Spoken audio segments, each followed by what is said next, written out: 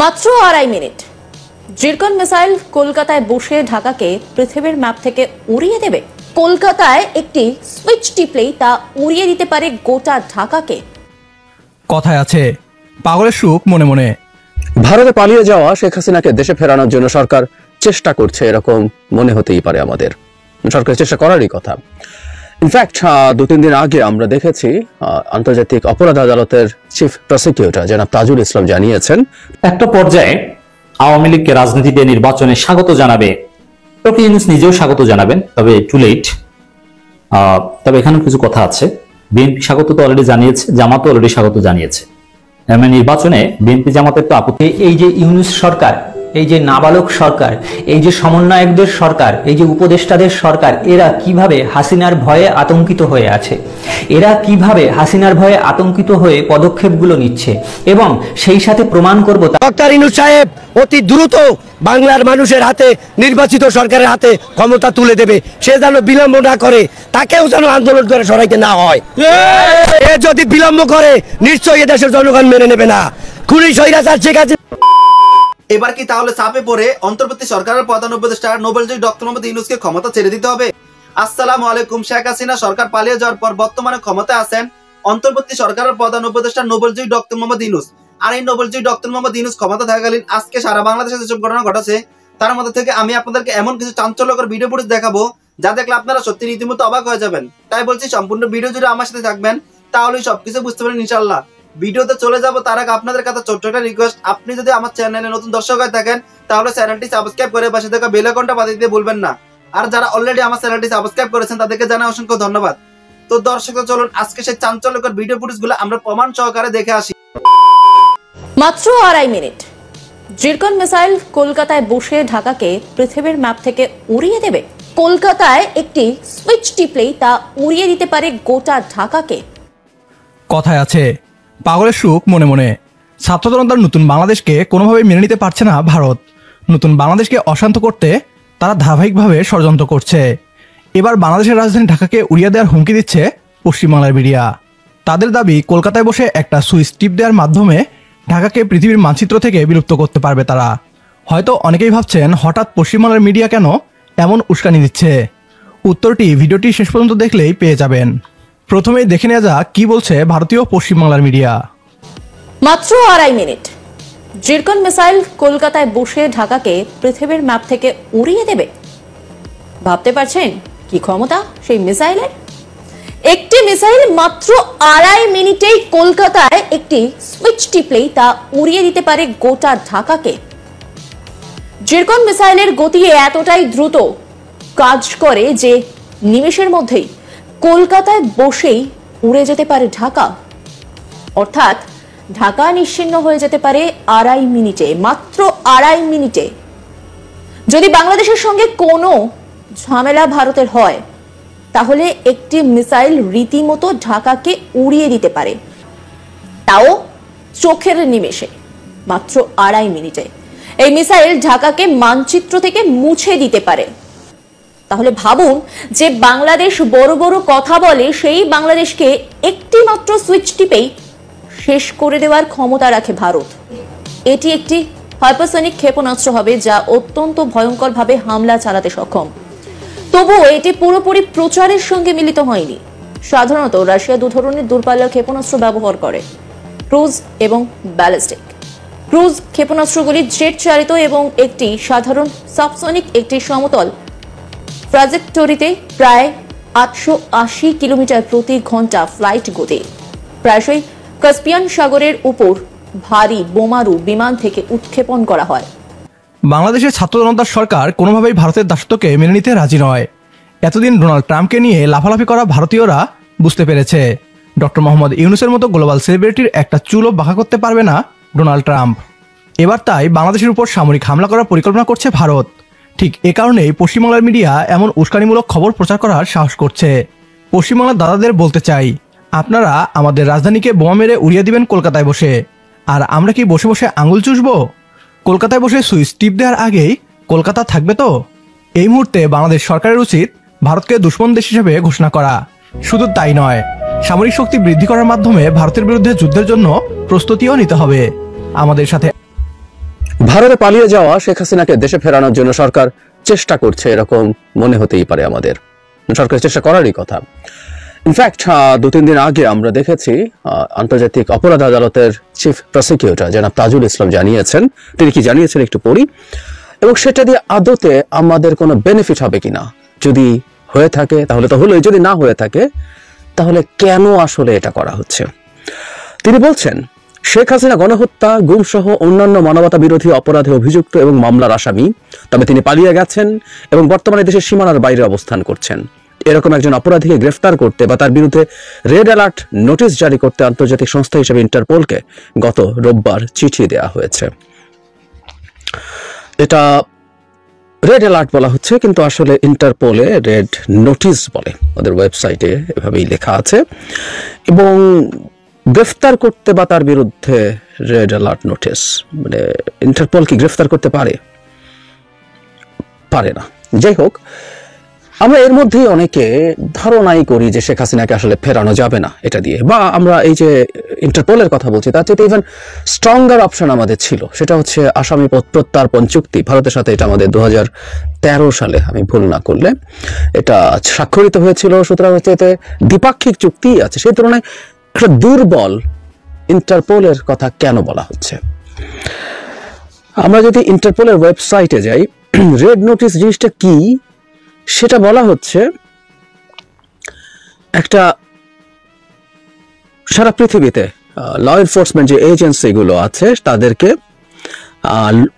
এটা বলা যে এখানে একজন আসামি আছে, তাকে লোকেট করা, তাকে যাকে অ্যারেস্ট করার জন্য ওয়ারেন্ট আছে অথবা তাকে মানে অনুরোধ করার জন্য যে দেশে আছেন তাকে অ্যারেস্ট করা, তাকে যে দেশ চাইছে সেই দেশের কাছে পাঠিয়ে দেয়া, এই ধরনের ব্যাপার বলা হয়।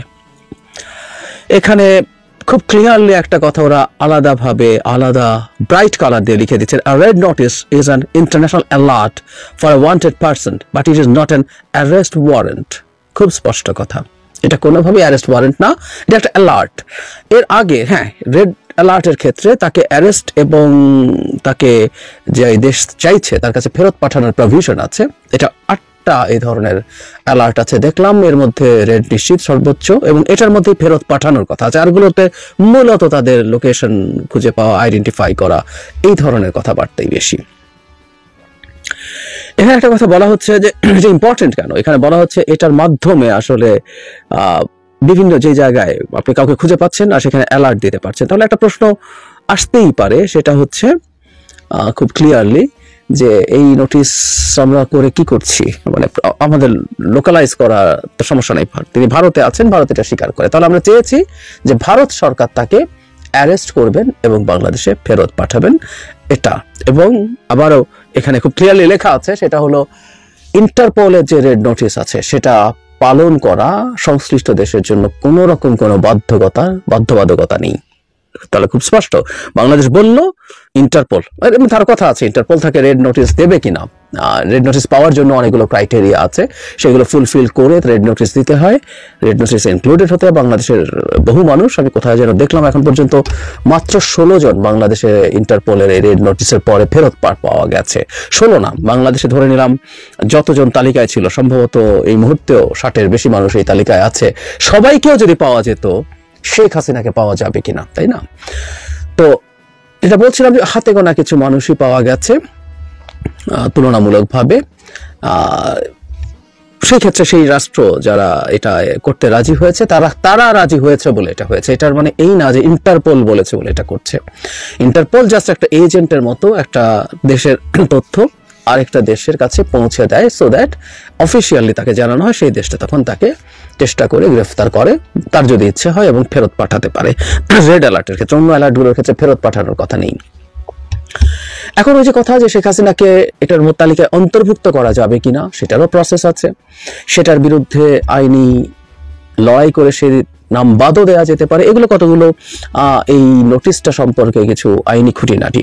কিন্তু ওই যে বলছিলাম যে ফেরত আনা যাবে এভাবে, আসামি প্রত্যার্পণ আইনে আমরা তো তাকে চাইতে পারতাম, খুব ক্লিয়ারলি চাইতে পারতাম, ইজন্ট ইট? আমাদের তার বিরুদ্ধে ওয়ারেন্ট হয়েছে এবং আর 1-2 দিন পরে তার সম্ভবত 18 তারিখ তার আদালতে এসে আত্মসমর্পণ করার সময়সীমা শেষ হচ্ছে, সুতরাং তার বিরুদ্ধে গ্রেফতারি পরোয়ানা জারি হবে।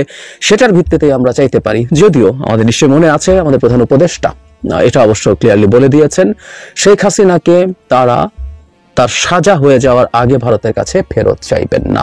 তাহলে এটাও খুব স্পষ্ট, শেখ হাসিনা ভারতে থাকতে পারছেন এবং তার বিরুদ্ধে যে কোনো ভাবেই হোক ফেরত, বিশেষ করে আসামি প্রত্যার্পণ চুক্তি অনুযায়ী তাকে চাওয়া হবে না। তাহলে রেড অ্যালার্ট কেন? রেড অ্যালার্ট তো না, রেড নোটিস এটা কেন করা হয়েছে? আমার কাছে দুটো কারণ বলে মনে হয়। একটা কারণ হচ্ছে ডোমেস্টিক, মানে শেখ হাসিনাকে ফেরানোর জন্য সরকার কি করছে। একটা সরকার যখন সরকার চালায় তার নানান দিক দেখতে হয়, তার নানা রকম ভাবে মানুষের সাইকোলজির সাথে রিলেট করতে হয়, সাইকোলজির সাথে নিজকে অ্যালাইন করতে হয়। মানুষের কাছে এই ক্ষুব্ধতা ছিল শেখ হাসিনা কেন পালিয়ে গেল, এবং আমরা খেয়াল করবো শেখ হাসিনা পালিয়ে যাওয়ার জন্য আমরা সেনা প্রধানকেও অনেকে খুব ব্লেম করেছি। ফলে শেখ হাসিনা পালিয়ে আছেন এবং কোথায় আছেন আমরা সেটা এখন যেহেতু জানি, এবং সেই দেশটা যেহেতু ভারত, এটা আমাদের অনেকের কাছে খুব বড়, আরো বড় ক্ষুব্ধতার কারণ। তাই আমরা অনেকেই চেয়েছি শেখ হাসিনাকে ফেরানোর জন্য সরকার চেষ্টা করুক। সুতরাং রেড অ্যালার্ট, রেড নোটিস জারি করেছি, তার মানে সরকার বোঝাতে চাইছে we are working on this, আমরা শেখ হাসিনাকে ফিরিয়ে আনার চেষ্টা করছি, এটা দেখানোর চেষ্টা। আরেকটা জিনিস আছে বলে আমার ধারণা, সেটা হলো ভারতের উপরে কিছুটা হলেও চাপ জারি রাখা। কারণ আমরা দেখব যে ভারত শেখ হাসিনাকে ফেরত দেওয়ার ব্যাপারে তাদের খুব রিজিড অবস্থান দেখাচ্ছে, এটা তারা দেবে না, এটা না দেওয়ারই কথা। আমি বহুবার বলেছি, তাকে দীর্ঘদিন এই দেশটাকে ডুবিয়ে শেষ করে, এই দেশটাকে আক্ষরিক অর্থে ভারতের কলোনি বানিয়ে সার্ভ করা কৃতদাস, তাকে ফেরত ভারত দিলে ভবিষ্যতে এই দেশে এরকম কাউকে বা কাছাকাছি কাউকে খুঁজে পাওয়া ভারতের জন্য অসম্ভব। তো সেটা দেবে না। কিন্তু যখনই আলাপ হচ্ছে, সরকারিভাবে বলা হয়নি কিন্তু সরকারের সাথে কানেক্টেড লোকজন খুব ক্লিয়ারলি বলছেন, এটাই আমাদের দুই দেশের কূটনৈতিক সম্পর্কের মধ্যে একটা বড় ব্যারিয়ার তৈরি করছে যে আমরা চাইছি কেন তাকে ফেরত কেন চাইবো।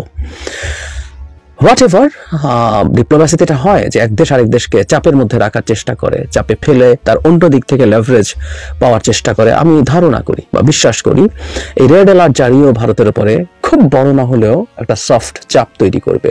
কারণ আমরা দেখেছি এর মধ্যে ভারতীয় চ্যানেলগুলো এটা নিয়েও কথা বলা শুরু করেছে এবং তারা প্রমাণ করার চেষ্টা করছে শেখ হাসিনাকে কোনোভাবেই ফেরত পাওয়া যাবে না এটার মাধ্যমে। ইনফ্যাক্ট ইন্টারপোলে রেড অ্যালার্ট জারি করা যাবে কি না সেটা যেমন একটা প্রশ্ন, রেড নোটিস হলেও শেখ হাসিনাকে যে ফেরত পাওয়া যাবে না এটা বাংলাদেশ সরকার কি জানে না? আন্তর্জাতিক অপরাধ আদালতের চিফ প্রসিকিউটর কি জানেন না যে তিনি খুব গদগদ হয়ে মনে করছেন এটা হবে? উত্তর হচ্ছে সবাই জানেন, সরকার জানেন, চিফ প্রসিকিউটর জানেন, তারপরও তারা জেনে শুনে এই কাজটা করেছেন। কারণ যদি সম্ভব হয়, ইটস ভেরি ইম্পর্টেন্ট যে শেখ হাসিনার নাম যদি রেড নোটিসের তালিকার মধ্যে ঢোকানো যায়, এটার খুব বড় সিম্বলিক ভ্যালু আছে, খুব বড় সিম্বলিক ভ্যালু আছে। এবং গ্লোবালি আমরা এটা এস্টাবলিশ করতে পারবো যে আন্তর্জাতিক একটা সংস্থা যারা বিভিন্ন দেশে আইন শৃঙ্খলা রক্ষাকারীর মধ্যে কোঅর্ডিনেট করে, তারা শেখ হাসিনাকে রেড যে নোটিস আছে সেটার অন্তর্ভুক্ত করার যোগ্য মনে করেছে, এবং এটা সেই দিক থেকে ভারতের উপরে সফট চাপও তৈরি করবে। আমরা যখন দুটো দেশের মধ্যে কূটনৈতিক আলোচনা হয়, দুটো দেশের মধ্যে তার স্বার্থ নিয়ে আলোচনা হয়, তখন এই ঘটনাগুলো ঘটে। প্রত্যেকটা দেশ চেষ্টা করে আরেকটা দেশকে তাকে যতটুকু সম্ভব চাপ তৈরি করা, তা যাতে সে অন্যদিকে তার সুবিধা এনশিওর করতে পারে। এটার এই ধরনের একটা প্রভাবও থাকার সম্ভাবনা আছে। খুব গুরুত্বপূর্ণ কিছু না, খুব বড় কিছু না। আমরা ধরে রাখতেই পারি যে শেখ হাসিনা আসলে ভারতে থেকেই যাচ্ছেন মোটামুটি বহুদিন, এবং সেটা ছোট সময় হবে না। কারণ এই সরকার যদি সিদ্ধান্ত নিয়ে থাকে তার কনভিকশন হওয়ার আগে, তার সাজা প্রাপ্তির আগে তাকে চাওয়া হবে না, সেটা তো মাসের ব্যাপার না, এটা বছরের পর বছরের ব্যাপার। যদি এখানে একটা যদি আছে, শেখ হাসিনা তার অনুপস্থিতি এখানে ট্রায়াল চলবে, কিন্তু তিনি যদি আইনজীবী নিয়োগ করেন, মামলা লড়েন, তাহলে সেগুলোর কনভিকশন হতে সময় লাগবে। সুতরাং আমাদের প্রস্তুত থাকা ভালো। শেখ হাসিনা ভারতেই থাকছেন, ভারতেই থাকবেন, এবং মাঝে মাঝেই আমাদের এখানে পরিকল্পিতভাবে তার কিছু ফোন রেকর্ড ছাড়বেন। এবং কে না জানে, যদিও বলা হয়েছে, আমি কোথায় কোনো একটা নিউজে পড়েছি যে ভারত সরকারের পক্ষ থেকে শেখ হাসিনাকে অফিসিয়াল বিবৃতি দিতে এখন পর্যন্ত 12। তো সম্মানিত দর্শক শ্রোতা, আশা করছি আপনারা এই সম্পূর্ণ ভিডিও ফুটেজটা মনোযোগ সহকারে দেখেছেন। নোবেল জয়ী অন্তর্বর্তী সরকারের প্রধান উপদেষ্টা ডক্টর মোহাম্মদ ইউনূস ক্ষমতা থাকাকালীন আজকে যেসব চাঞ্চল্যের ঘটনা ঘটেছে, তার মধ্যে থেকে আমি আপনাদেরকে যেসব বাছাই করা ভিডিও ফুটেজটা দেখি তাও বুঝতে পেরেছেন। এই বিষয়ে আপনাদের একটি মতামত অবশ্যই কমেন্ট করবেন। চলুন আমরা এই বিষয়ে আরো একটা ভিডিও ফুটেজ প্রমাণ সহকারে দেখে আসি। একটা পর্যায়ে আওয়ামী লীগকে রাজনীতিতে নির্বাচনে স্বাগত জানাবে, ডক্টর ইউনূস নিজেও স্বাগত জানাবেন, তবে টু লেট। তবে এখানে কিছু কথা আছে। বিএনপি স্বাগত তো অলরেডি জানিয়েছে, জামাতও অলরেডি স্বাগত জানিয়েছে। নির্বাচনে বিএনপি জামাতের তো আপত্তি নেই। এই যে নিষিদ্ধ করতে চায় না, নিষিদ্ধের পক্ষে নয়, এর অর্থই তো নির্বাচনে আসবে, রাজনীতি আসবে। নিষিদ্ধ না করলে আপনি 10 নভেম্বর আওয়ামী লীগকে বাধা দিয়েছেন কেন? এটা অগণতান্ত্রিক, আর নিষিদ্ধকে বাধা দেয় এটা দায়িত্ব। যাই হোক, এটা তো আমরা স্পষ্ট হয়ে গিয়েছি যে আওয়ামী লীগকে স্বাগত জানাবে বিএনপি জামাত। এমনকি ডক্টর ইউনূসও বলছেন, টাইমসের প্রতিবেদন, দায়ী ব্যক্তিদের বিচার হওয়ার পরই আওয়ামী লীগকে নির্বাচনে স্বাগত জানানো হবে ডক্টর ইউনূস। এর মানে ডক্টর ইউনূস স্বাগত জানাবেন লেটে, বিচার হবে, নাহিদও যেটা বলেছেন, বিচার হবে, ক্ষমা চাইবে, তারপরে স্বাগত, বিচারের রায় কার্যকর হবে তারপরে। কিন্তু বিএনপি জামাত এখনই আগামী নির্বাচনেই তাদের অ্যাক্সেস দেওয়ার পক্ষে। বিএনপি জামাতেরটা তো গেল, আর ডক্টর ইউনূস স্বাগত যদি জানান বিচার হওয়ার পরও, ডক্টর ইউনূসকে কিছু করতে পারবে না, কারণ বিচার হবে, স্বাগত জানাতে জানাতে ডক্টর ইউনূসের দুনিয়ার সফরের সময় শেষ হয়ে যাবে। 84 বছরের বয়স্ক একজন মানুষ, তো আমরা স্বাভাবিক বুঝি, ল অফ নেচার আছে। কিন্তু শিক্ষার্থীদের কি হবে? এজন্য আমি বলছি যে শেখ হাসিনা যে একটা থ্রেট দিয়েছে, এবং শেখ হাসিনা আওয়ামী লীগের আগেরবার অভিজ্ঞতা, বিএনপি জামাত, বিএনপির কিছু হবে না, এটা তো আওয়ামী লীগ বলেই দিয়েছে। শেখ হাসিনা বা আওয়ামী লীগ যদি আবার ফিরে আসে, 30 বছর পর যদি এই 5 আগস্টের ঘটনায় কাউকে ধরে ফাঁসি দেয়, তাহলে বিএনপিকেও ধরবে না, জামাতকেও ধরবে না। এবং জামাত আওয়ামী লীগ নিষিদ্ধের পক্ষে নেই কথা বলার মধ্য দিয়ে জামাতও বেঁচে গিয়েছে। যদি সাপোজ 30 বছর পর এসে আওয়ামী লীগ বিচার করার সুযোগ পায়, কিন্তু ধরবে কাদের? এই সমন্বয়কদের ধরবে, শিক্ষার্থীদের ধরবে। জামাতের অন্য নেতাদের না ধরলে সাদিক কাইমদের ঠিকই ধরবে, তারা ধরা পড়বে। শিবিরের বর্তমান যারা 5 আগস্টের নেতৃত্ব ছিল, এরা তখনকার সময়ে 30 বছর পর, সাপোজ এটা ধরে নিলাম, যদি আওয়ামী লীগ সুযোগ পায়, তারা জামাত করুক বা না করুক তাদেরকে ধরবে, কিন্তু জামাতের বর্তমান যারা নেতা তাদেরকে কিছু বলবে না, তারা জীবিত থাকলেও বা প্রতিষ্ঠিত থাকলেও। এই জন্য আমরা বলবো যে আওয়ামী লীগকে দীর্ঘমেয়াদী রাজনীতিতে মোকাবেলা করা, আওয়ামী লীগ যেন কোনোভাবেই 30 বছর পর 50 বছর পরও এই বিপ্লবীদেরকে ফাঁসি দেওয়ার মতো কোনো সুযোগই না পায়। আওয়ামী লীগের রায় হবে, বিচারের রায় হবে, কার্যকর হবে, ক্ষমা চেয়ে পরে রাজনীতিতে আসবে, আসলেও যেন তারা অতীতের মতো কোনো সুযোগ না পায়। যেরকম 75-এর 15 আগস্ট জাতিকে রক্ষা করেছিলেন সেনাবাহিনীর কিছু কর্মকর্তারা, কিন্তু সেনাবাহিনীর সেই কর্মকর্তাদের কোনো রাজনৈতিক শক্তি ছিল না, তাদের পক্ষে কেউ দাঁড়ায়নি, তাদের ফাঁসি দেওয়া হয়েছে, কেউ তাদের পক্ষে দাঁড়ায়নি, বিএনপি জামাত কেউ দাঁড়ায়নি। অথচ তারা ছিল দেশপ্রেমিক, জাতিকে বাকশাল থেকে, ফেসিবাদ থেকে, স্বৈর শাসন থেকে মুক্তি করেছিল তারা, কিন্তু তারা তাদের পক্ষে কাউকে পায়নি। এজন্য এখান থেকে শিক্ষা এটাই যে ডক্টর ইউনূস নিজে ওই সময় থাকবেন না আওয়ামী লীগ যদি ফিরে আসে বাঁচতে আসতে। আর যদি আসেও, হ্যাঁ, আওয়ামী লীগ একটা বড় দল, বিচারের রায় কার্যকর হওয়ার পরও ডেফিনেটলি তাদের কিছু বিষয় আছে, তারা রাজনীতিতে থাকবে, ঘুরে ফিরে ক্ষমতা আসলেও এটা আমি অসম্ভব মনে করি না। কিন্তু শিক্ষার্থীদের, এই বিপ্লবীদেরকে এই মনে রাখতে হবে, এখানে বিপ্লবের মূল স্টেক হোল্ডার্স বা আওয়ামী লীগের টার্গেট বৈষম্যবিরোধী ছাত্র আন্দোলন এবং শিবির। এজন্য এদেরকে রাজনৈতিক ব্যাকআপ তৈরি করতে হবে, যাতে আওয়ামী লীগ 30-40 বছর পর এসে সেই 75-15 আগস্টের ঘটনা যেরকম অনেক বছর পর ফাঁসি দিয়েছিল এটা না পারে। পলিটিক্যাল ব্যাকআপ দরকার। বিএনপি জামাত তাদের রক্ষা করতে আসবে না। আমরা দেখেছি দেশপ্রেমিক সেনা অফিসারদেরকে বিএনপি জামাত মোটেও রক্ষা করতে আসেনি, বরং জামাত নেতাদের রক্ষা করতেই বিএনপি আসেনি, বিএনপির স্থায়ী কমিটির সদস্যদের রক্ষা করতেই বিএনপি আসেনি, তার শিক্ষার্থীদের রক্ষা করতে আসবে। এই জন্য শিক্ষার্থীদের রাজনৈতিক ব্যাকআপের কোনো বিকল্প নেই, রাজনৈতিক শক্তি হিসেবে তাদের আত্মপ্রকাশের কোনো বিকল্প নেই। যে চাইলেই তাদেরকে এসে আওয়ামী লীগ ধরে ফাঁসি দেবে, কেউ তাদের পক্ষে দাঁড়াবে না, সেনা অফিসারদের মতো এটা হবে না। এখানে ভুল হয়েছিল 75-15 আগস্ট নাজাদ দিবস, এই ঘটনা যারা ঘটিয়েছে, এই যে মেজর ডালিমেরা, তাদের একটা বড় রাজনৈতিক দল থাকা উচিত ছিল, যারা হয়তো বা বিরোধী দল বা বড় দল থাকতে পারতো, কিংবা জিয়াউর রহমানের দলটাই যদি তারা করতে পারতো, তাহলে কিন্তু তাদের ফাঁসি হতো না, সাহস পেত না হাসিনা। যাই হোক, আমাদের এই হিসাব করতে হবে। ঝুঁকিতে শুধু শিক্ষার্থীরা এবং শিবিরের ছেলেরা, বিএনপি জামাত ঝুঁকিতে নয়। ডক্টর ইউনূসের এই বক্তব্যটার উপর ভিত্তি করে আলোচনা করলাম।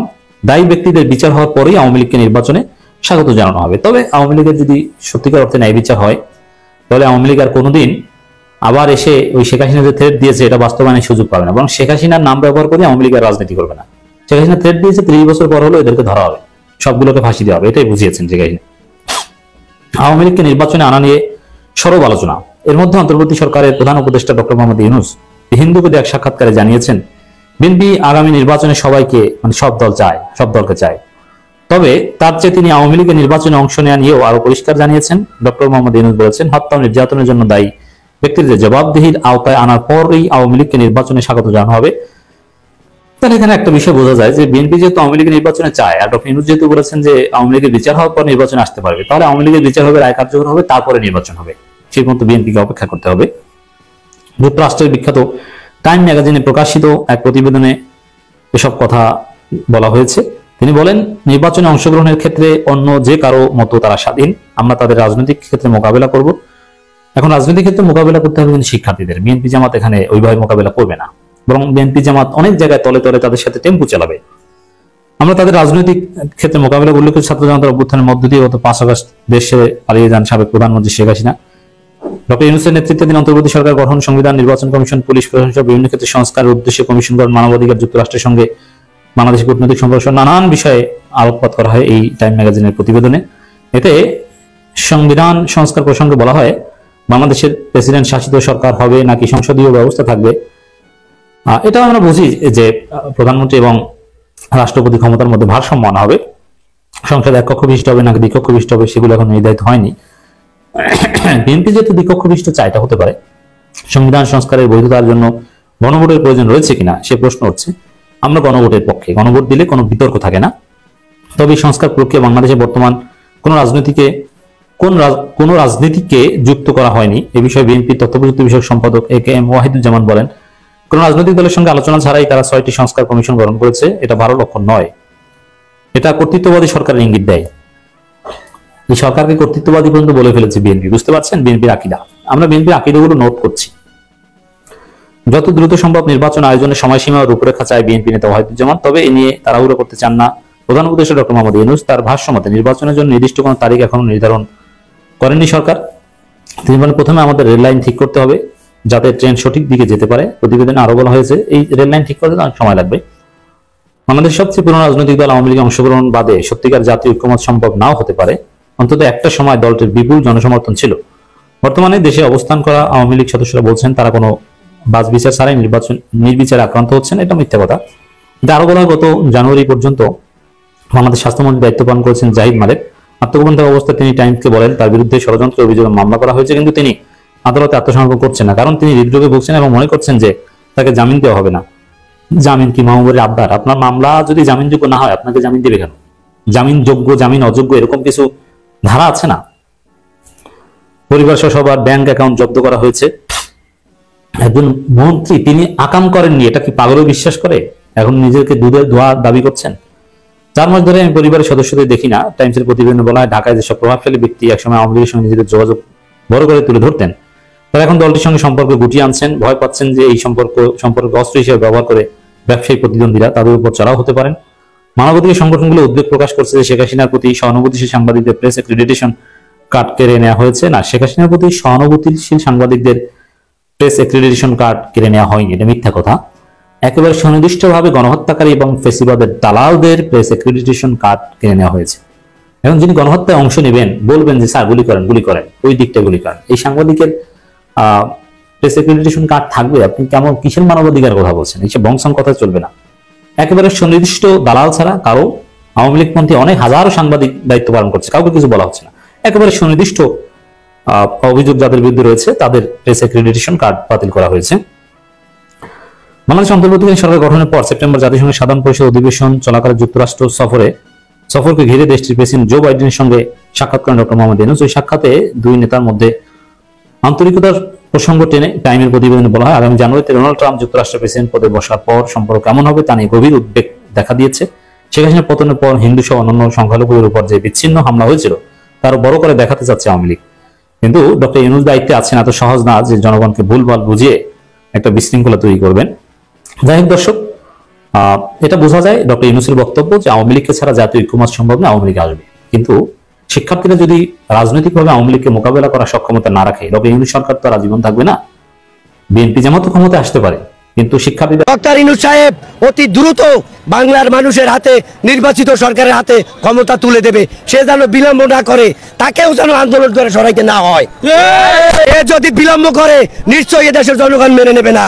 খুনি স্বৈরাচার শেখ হাসিনাকে যেমন তাড়িতে পারছে, বাংলার জনগণ রক্ত দিয়ে যেমন তাড়াইছে, অবশ্যই আবার কোন স্বৈর শাসক ক্ষমতা পোক্ত করতে চাইলে সেও পারবে না।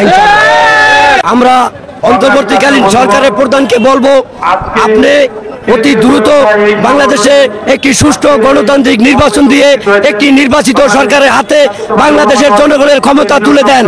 আপনি বাংলাদেশে এখন সাধারণ মানুষ নির্বিচারে নিরিতে চলতে পারে না, বাংলাদেশের মানুষ স্বাধীনতা উপলব্ধি করতে পারে না। দ্রব্যমূল্যের ঊর্ধ্বগতি, বাংলাদেশ সাধারণ মানুষ নাজেহাল, বাজার করতে গেলে তারা দিশেহারা হয়ে যায়। আমরা চাই অতি দ্রুত আপনি বাজার দ্রব্যমূল্য নিয়ন্ত্রণ করেন। দেশে প্রশাসনিক অবকাঠামো ভেঙে পড়েছে, আমরা চাই অতি দ্রুত বাংলার প্রশাসনকে শক্ত করে তুলুন। হ্যাঁ, আমাদের সরকার বাংলাদেশ জাতীয়তাবাদী দল যদি আগামীতে ক্ষমতা আসে, আমাদের রাষ্ট্রনায়ক তারেক রহমান গরিবের পাশে দাঁড়াবে, নিত্য প্রয়োজনীয় জিনিসপত্র ক্রয় ক্ষমতার মধ্যে আনবে, বাংলায় মানুষের আইনের শাসন প্রতিষ্ঠা করবে, সাধারণ মানুষ নির্বিচারে নির্বিঘ্নে চলাফেরা করতে পারবে, স্বাধীনভাবে কথা বলতে পারবে। আমরা জনগণ এটা মানি না। আমরা চাই অতি দ্রুত অন্তর্বর্তীকালীন সরকার ডক্টর ইউনূস সাহেবকে বলবো, আপনি অতি দ্রুত নির্বাচন দিন, নির্বাচিত সরকার হাতে ক্ষমতা তুলে দিন। নির্বাচিত সরকার ছাড়া এ দেশকে কন্ট্রোল করা যাবে না। বিভিন্ন আঙ্গিকে বিভিন্ন হিতে এখনো অপকর্ম হচ্ছে, আন্দোলন সংগ্রাম হচ্ছে, এইটা নির্বাচিত সরকার ছাড়া কন্ট্রোল করতে পারবে না। দ্রব্যমূল্যের ঊর্ধ্বগতি নির্বাচিত সরকার ছাড়া কন্ট্রোল করতে পারবে না।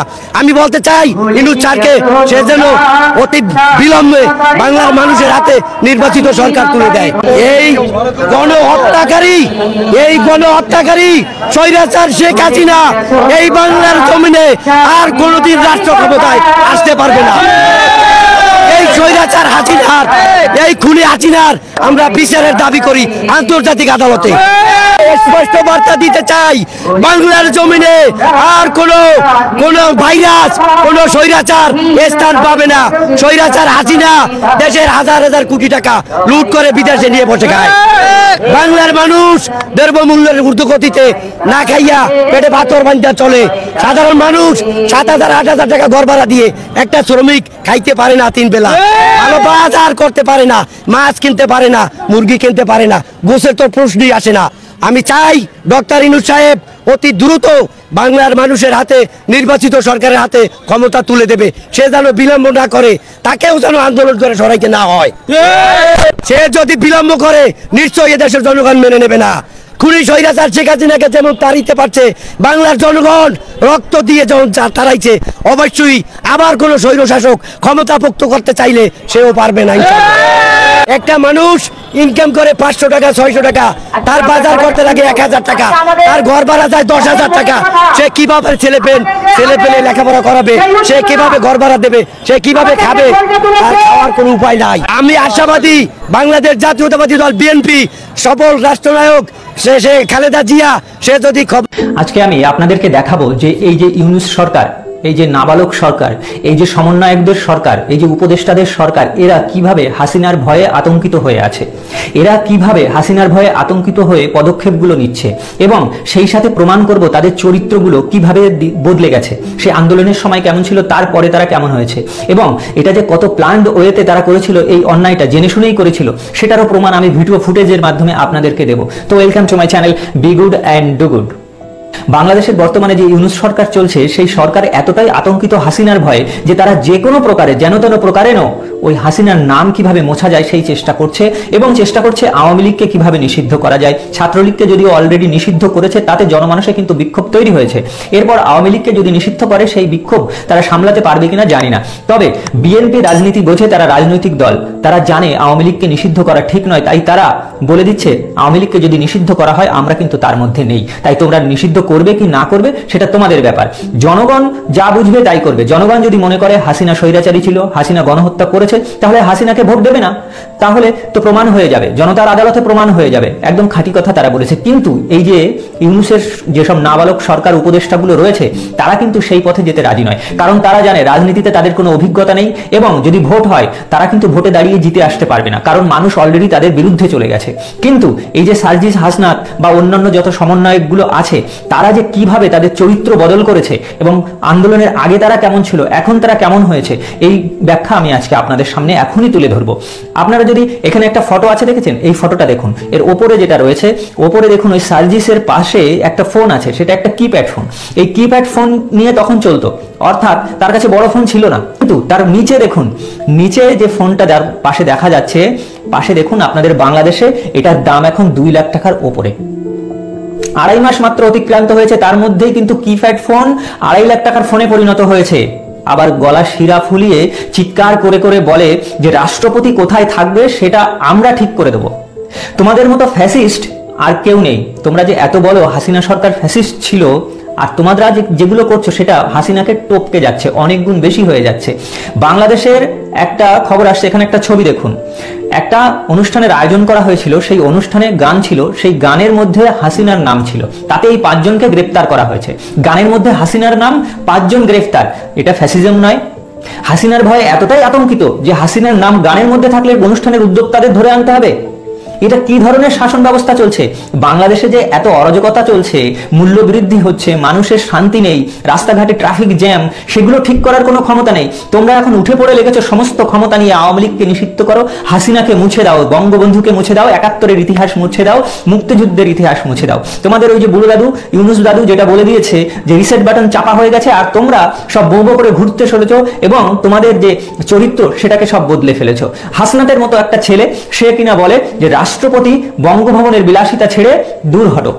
অবস্থা দেখুন, বাংলাদেশের রাষ্ট্রপতি তার সাংবিধানিক অবস্থান কোথায়, তার সম্মান কি? এই যে হাসনাত দুদিনের ছেলে, সে রাষ্ট্রপতিকে এই ধরনের কথা বলছে, তাহলে তাদের রাজনৈতিক যে জ্ঞানবোধ কতখানি আছে সেটা কিন্তু প্রমাণ হয়ে যাচ্ছে। আমার কাছে খবর আছে যে রাফি নামে একজন সমন্বয়ক, সে তার অ্যাকাউন্টে 32 কোটি টাকা জমিয়ে ফেলেছে এই 2.5 মাসের মধ্যে। বুঝুন ঠেলা, 2.5 মাসের মধ্যে 32 কোটি। তাহলে সার্জিস হাসনাত এরা তো প্রথম লাইনের, এরা উপদেষ্টা পর্যন্ত, তাহলে এরা কত টাকা জমিয়েছে ভেবে দেখুন। তাহলে বাংলাদেশের এই যে মূল্য বৃদ্ধি হচ্ছে, এই যে মূল্য বৃদ্ধি হয়ে মানুষের কাছ থেকে টাকা বের করে আনছে, টাকাগুলো যাচ্ছে কোথায়? ওই যে 32 কোটি। তাহলে সার্জিস হাসনাত বা আসিফ নজরুল 66 কোটি টাকা দাদুর কাছ থেকে তো কর্মকুব হয়ে গেছে, সেই সঙ্গে সঙ্গে আরো কত কোটি জমিয়েছে সে তো উপরওয়ালাই জানে। তো আপনারা বাংলাদেশের মানুষ নিশ্চয়ই বুঝতে পারছেন এবং এরাও বুঝতে পারছে আমাদের সময় কিন্তু বেশি নেই। তাই যে করে হোক, যত তাড়াতাড়ি হোক, যত বেশি গ্রাব করা যায় এবং হাসিনাকে যতদিন সম্ভব রুখে আটকে রাখা যায়। হাসিনার বিরুদ্ধে 193 খানা মামলা হয়েছে। আন্তর্জাতিক ট্রাইব্যুনাল হাসিনার 20 জন নেতা মন্ত্রীকে 18ই নভেম্বরের মধ্যে হাজির করতে বলেছে। আরে বাবা, দেশে তো অন্যান্য আরো কাজ আছে, তোমরা এইসব মামলা টামলা করো। 2-4টে মামলা একটু কম করলে হাসিনার নামে ওই 193 এর জায়গায় যদি 120টা হতো বা 100টা হতো, বাকি 93টা যেটুকু এনার্জি তোমাদের নষ্ট হয়েছে সেটুকু এনার্জি যদি ওই মূল্যবৃদ্ধি কমাতে ব্যবহার করতে, সেটা তাহলে দেশের মানুষের ভালো হতো। কিন্তু এরা দেশের কথা একটুও ভাবছে না। এরা দেশের কথা না ভেবে যেন তেন প্রকারণ হাসিনাকে আটকে রাখো। যতদিন আমরা এই ক্ষমতা দখল করতে পারবো তত বেশি কোটি আমাদের অ্যাকাউন্টে জমা হবে, সেই প্ল্যান করে কিন্তু এরা এগোচ্ছে। এবার আমি আপনাদেরকে একটা ভিডিও ফুটেজ দেখাবো, আর সেই ভিডিও ফুটেজে আপনারা দেখে বুঝতে পারবেন যে কিভাবে সমন্বয়করা দেশের সাধারণ মানুষ দেশের বিরুদ্ধে গদ্দারি করেছে। এরা এই যে মেট্রোতে আগুন দিয়েছিল, এই যে এত অগণতান্ত্রিক অসাংবিধানিক বেআইনি কাজ করেছিল, এতগুলো পুলিশকে মেরেছিল, এরা জেনে শুনে সব করেছে। আন্দোলনের মাধ্যমে একটা জিনিস হওয়া আর আগে প্ল্যান করে একটা জিনিস করা, এটা কতখানি বড় অপরাধ হতে পারে সেটা আপনারা ভেবে দেখুন এবং শুনে দেখুন সেই ভিডিও ফুটেজ। আর অবশ্যই আমরা এটাকে বিপ্লব বলছি কিংবা গণঅভ্যুত্থান যাই বলেন না কেন, এটা কিন্তু কোনো সাংবিধানিক নিয়ম মেনে হয়নি, কোনো আইন মেনে হয়নি। আইন যদি মানতে যেতাম তাহলে কিন্তু এই বিপ্লবগুলো হতো না। যদি মেট্রো রেলে আগুন না দেওয়া হতো, যদি পুলিশদেরকে না মারা হতো, তাহলে বিপ্লবটা এত সহজেই অর্জিত হতো না কিংবা ফ্যাসিবাদের পতন নিশ্চিত করা যেত না। সুতরাং এখানে কিন্তু নিয়মের ব্যত্যয় ঘটিয়ে পৃথিবীতে যত বিপ্লবের ইতিহাস আপনি দেখবেন না কেন, সবগুলো ইতিহাসই কিন্তু সংবিধানের কিংবা নিয়মের বাইরে গিয়ে কিন্তু বিপ্লবগুলো সংঘটিত হয়ে থাকে। এইভাবে এরা সাধারণ মানুষকে কিভাবে ক্ষতিগ্রস্ত করেছে, এদের কি শাস্তি হওয়া উচিত আপনারাই ঠিক করুন। তবে হাসিনাও কিন্তু আর ছেড়ে দেবে না। হাসিনার একটা অডিও ভাইরাল হয়েছে শুনলাম, তাতে বলছেন তিনি যে আর ডিসেম্বর পর্যন্ত অপেক্ষা করতে, কিন্তু আমার তো মনে হয় ডিসেম্বর পর্যন্ত অপেক্ষা করা লাগবে না, কারণ 5ই নভেম্বর যখনই ট্রাম্প জিতে যাবে তারপরেই আসল খেলা হয়ে যাবে। আর ট্রাম্প জিতে গেলে ইউনূস পালাতে পথ পাবে না, এবং সেই সাথে সাথে হাসিনাকে কিন্তু বাংলাদেশে ফেরত পাঠাবে ভারত। তবে হাসিনা যখন ফেরত যাবে বা আওয়ামী লীগের নতুন করে সরকার গঠন হবে, তখন এই উপদেষ্টাদের কি? তো সম্মানিত দর্শক শ্রোতা, আশা করছি আপনারা এই সম্পূর্ণ ভিডিও ফুটেজটা মনোযোগ সহকারে দেখেছেন। শেখ হাসিনা সরকার পালিয়ে যাওয়ার পর বর্তমানে ক্ষমতা আছেন নোবেলজি অন্তর্বর্তী সরকারের প্রধান উপদেষ্টা ডক্টর মোহাম্মদ ইউনূস। আর এই ডক্টর মোহাম্মদ ইউনূস ক্ষমতা থাকাকালীন আজকে সারা বাংলাদেশে যেসব চাঞ্চল্যকর ঘটনা ঘটেছে তার মধ্যে থেকে আমি আপনাদেরকে বাছাই করা যে কয়েকটি ভিডিও ফুটেজ দেখিয়েছি তাও বুঝতে পেরেছেন। এই বিষয়ে আপনাদের একটি গুরুত্বপূর্ণ মতামত অবশ্যই কমেন্ট করবেন। আজ এ পর্যন্তই, দেখা হচ্ছে অন্য একটি নতুন নিউজ ভিডিওতে। সে পর্যন্ত ভালো থাকবেন, সুস্থ থাকবেন, আল্লাহ হাফেজ।